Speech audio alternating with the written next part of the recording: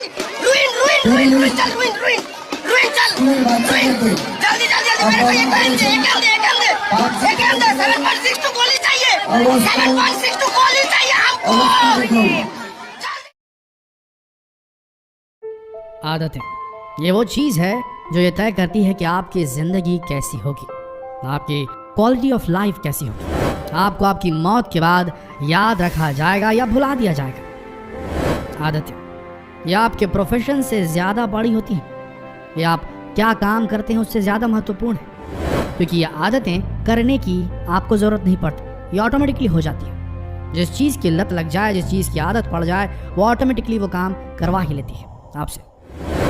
तो अब आदतें अच्छी भी होती हैं और आदतें बुरी भी होती हैं। आदतें अच्छी हो तो क्वालिटी ऑफ लाइफ बेहतर होती है, बुरी हो तो बर्बाद हो जाती है ज़िंदगी। अब आदतों का क्या है, जब तक हम उन्हें समझ पाते हैं तब तक बहुत देर हो चुकी होती है। एक स्मोकर को जब तक पता चलता है कि ये जो सिगरेट है वो उसे नुकसान पहुंचा रही है, तब तक उसके फेफड़े 1/4 या 1/3 या इवन हाफ 50% तक खराब हो चुके हो सकते हैं। जब तक अकेले में अश्लील फिल्में देखने वाले जो मोबाइल के लत से ग्रसित है, एडिक्टेड है अश्लील फिल्मों की, जब तक उन्हें पता चलता है तो उन्हें इस चीज़ की गलत आदत पड़ चुकी है, इससे उनके शरीर को नुकसान हो रहा है, उनके मर्दानगी को नुकसान हो रहा है, तब तक शरीर का स्पर्म काउंट बढ़ाने की एबिलिटी खत्म हो चुकी होती है। स्पर्म नहीं बन पाते हैं, बच्चे नहीं पैदा कर पाते हैं, कई लोग होता है ऐसा। तो कुछ आदतें हैं ऐसी जो इंसान को नर्क के गर्क में ढकेल देती है।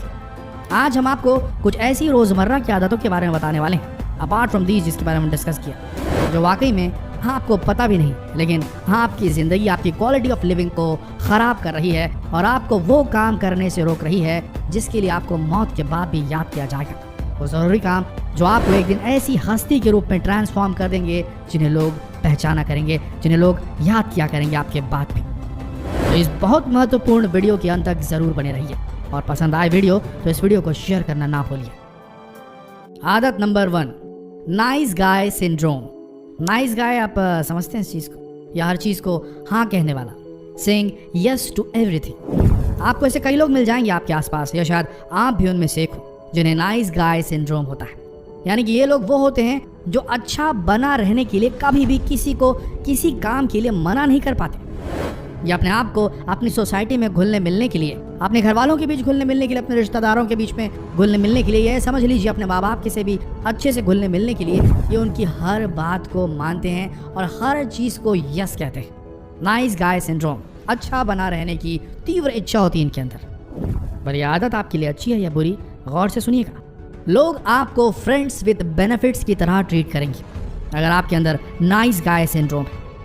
सिर्फ मतलब के लिए इस्तेमाल किया जाएगा आपका, चाहे कुछ भी करवाना हो, किसी भी तरह का काम हो, लोग ऐसे ही लोगों को पकड़ते हैं। इवन घर वाले भी आपका इसी तरीके से इस्तेमाल करेंगे अगर आपके अंदर नाइस गाय सिंड्रोम है तो। क्योंकि सब जानते हैं, आपकी सोसाइटी में सारे लोग जानते हैं, आपके फ्रेंड सर्कल में सारे लोग जानते हैं, आपके ऑफिस एनवायरनमेंट में सारे लोग जानते हैं, यहाँ तक कि आपके घर में भी लोग जानते हैं कि इस बंदे को हम कुछ भी कहें तो ये हंसी खुशी बिना मना किए उस काम को कर देता है। भले उस काम को करने में ये बुरी तरह फंस सकता है या उसे परेशानी झेलनी पड़ी, लेकिन ये उन्हीं को बोलते हैं। क्योंकि याद रखिए, बिजली जो है ना, जो हमारे दिमागों में कौंधती है और जो इन बादलों में भी तैरती है, ये बिजली सबसे शॉर्टेस्ट तरीका खोजती है अपने गंतव्य तक पहुँचने का, अपनी मंजिल तक पहुँचने का, लीस्ट रेजिस्टेंस का पाथ। तो किसी को भी कोई काम करवाना होता है तो हम मनुष्य, हम इंसान, हम ह्यूमन बींग्स इस तरीके से वायर्ड है, हमारा दिमाग इस तरीके से प्रोग्राम्ड है कि हम वो तरीका खोजते हैं जिसमें कम से कम मेहनत लगे और ज़्यादा से ज़्यादा एफिशिएंसी से वो काम हो जाए। इसी बीच इस कंडक्शन, इस काम को दूसरे लोगों के काम को पूरा करने के चक्कर में, दूसरे लोगों के गोल तक पहुँचने के चक्कर में आप इस्तेमाल हो जाएंगे अगर आप नाइस गाय सिंड्रोम से ग्रसित हैं तो। पहले अपना देखना शुरू कीजिए, फर्स्ट अपने बारे में सोचिए, समझिए कि कोई और शख्स, कोई और एंटिटी, चाहे वो घर का आदमी हो, चाहे बाहर का आदमी हो, चाहे रिश्तेदार हो, चाहे सोसाइटी वाला हो, चाहे फ्रेंड सर्कल हो, वो आपसे अगर कुछ करने बोल रहा है तो उसके पीछे उसकी मंशा क्या है और वो आप ही के पास क्यों आया है। क्या वो आपके पास सिर्फ काम के लिए ही आता है, या वो किसी स्पेशल रीज़न के लिए आपके पास आता है, या यूँ भी टाइम स्पेंड करने आ जाता है, उसको आपकी कंपनी पसंद है। सोच के देखिए, अपना इस्तेमाल होने से अपने आप को बचाइए। अगर वो टाइम स्पेंड करने आता है तो उसे आपके साथ रहना पसंद है, वो आपके काम आ सकता है। और ऐसे लोग जो आपको तभी याद करते हैं जब उनको आपकी ज़रूरत है, तो फिर ऐसे लोगों के बीच रहना मुश्किल है। तो ऐसा करने के लिए आपको लोगों से दूर होने की जरूरत नहीं। आप ये नाइस गाय सिंड्रोम से अपने आप को डिटैच कर लीजिए। जैसे ही आप नाइस गाय सिंड्रोम से अपने आप को डिटैच कर लेंगे, आपको समझ में आ जाएगा, जब आप लोगों को ना कहना शुरू करेंगे, बहाने बनाना शुरू करेंगे, यार मैं अभी बिजी हूँ, यार ये मुझसे नहीं हो पाएगा, यार मैं ऑलरेडी ऑक्यूपाइड हूँ, ये आप किसी और को बोल दीजिए, मैं मदद करना चाहता था पर नहीं कर पा रहा हूँ। जब आप ये बोलना शुरू करेंगे तो आपको असल में समझ में आ जाएगा कि कौन आपके पास है, कौन आपके दूर है। उसके बाद जो लोग ज़रूरी हैं उन्हें अपने आसपास रहने दीजिए, उनके साथ आप थोड़ा मोड़ा नाइस गाय खेल खेल सकते हैं, लेकिन हर चीज़ को हाँ बोलना, सबके सामने अच्छे बने रहने की छवि करना। कोई आपको चिल्ला के जा रहा है और आप नाइस गाय बन रहे हैं, उल्टा बोलिए उसको, ज़रूरत है इस ज़माने में जीने के लिए इन चीज़ों की। तो नाइस गाय सिंड्रोम से पहले छुटकारा पाइए, ये आदत बुरी है। अच्छा बनना हर वक्त आपको अच्छी क्वालिटी ऑफ लाइफ दे देगा, इसका कोई श्योरिटी नहीं है, इसकी कोई गारंटी नहीं। आगे बढ़ते हैं। स्टेइंग विद नेगेटिव पीपल, नकारात्मक लोगों के बीच रहने की आदत पड़ गई।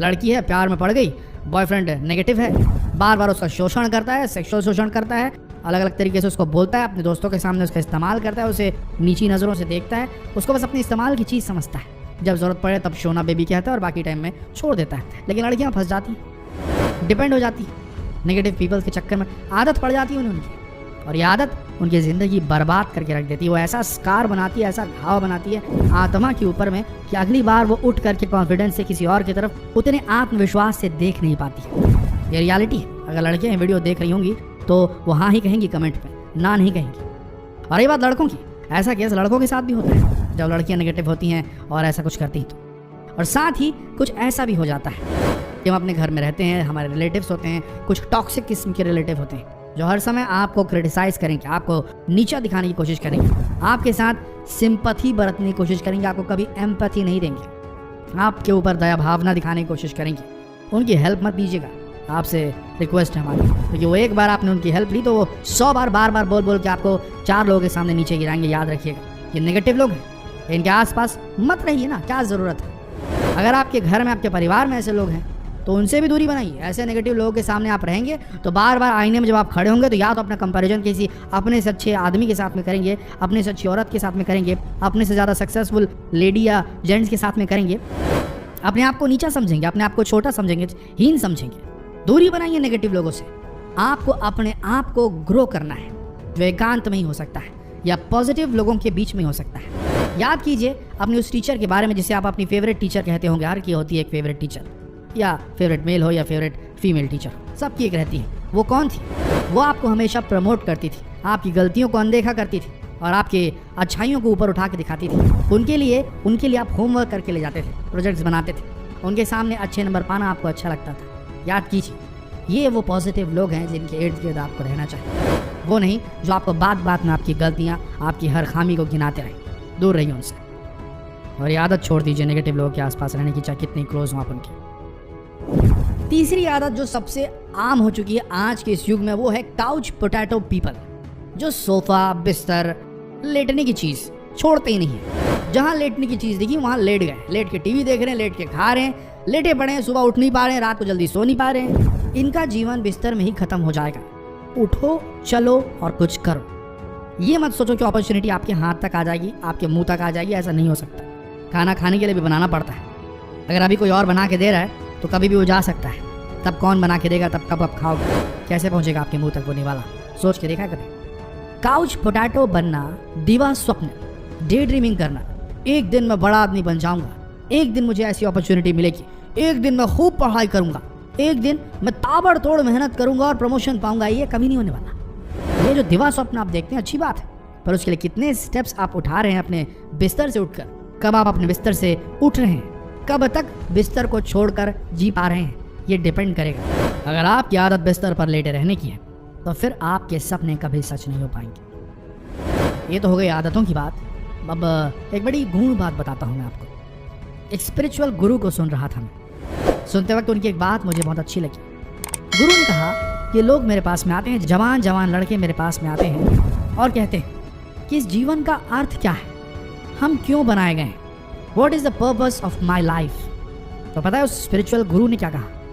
उस स्पिरिचुअल गुरु ने कहा तुम्हारा जीवन तो व्यर्थ है, किसी काम का नहीं है, व्यर्थ है। हर इंसान जो इस धरती पे जन्म लेता है उसका जीवन व्यर्थ ही होता है, निरर्थ होता है।